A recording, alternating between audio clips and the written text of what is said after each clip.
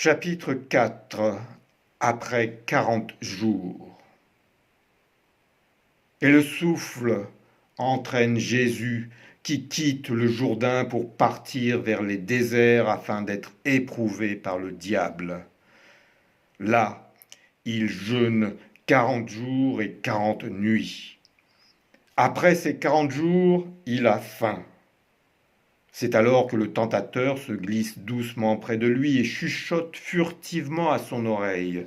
« Si tu es fils de Dieu, fais que ces pierres deviennent des pains. » Jésus répond, « Il est écrit, l'homme ne vit pas seulement de pain, mais de toute parole qui sort de la bouche du Seigneur éternel. » À cette réponse, le diable prend avec lui et l'emmène à Jérusalem, où il le pose sur le faîte du temple et lui dit, « Si tu es fils de Dieu, jette-toi en bas, car il est écrit, il le prescrit pour toi à ses anges.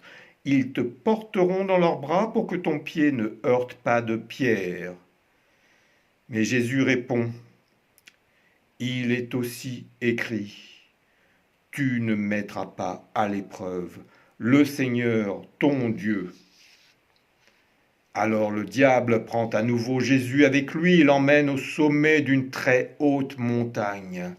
De là, il lui montre en un rien de temps tous les royaumes de la terre avec toute leur splendeur, en lui disant, « Je te donnerai toute autorité sur eux, oui, elle m'a été offerte, et je la donne à qui je veux.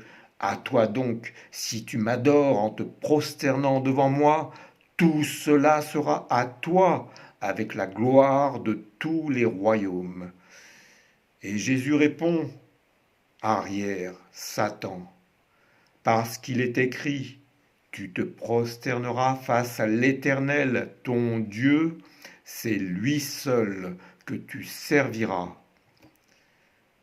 À cette réponse de Jésus, le diable, ayant épuisé toute épreuve, s'écarte de lui jusqu'au temps fixé.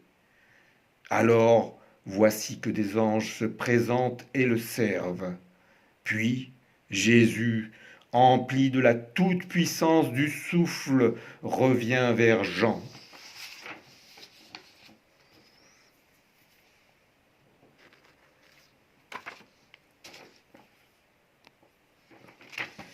Chapitre 5, le témoignage.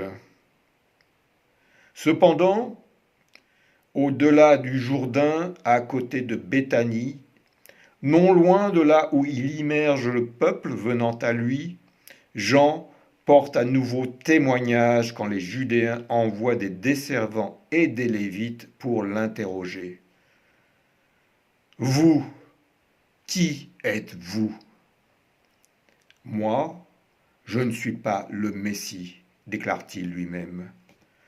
Mais eux persistent à lui demander, « Qui êtes-vous alors, Élie ? » ?»« Je ne le suis pas. »« Êtes-vous le prophète ? » ?»« Non. »« Qui êtes-vous donc, pour que nous donnions réponse à ceux qui nous ont envoyés ?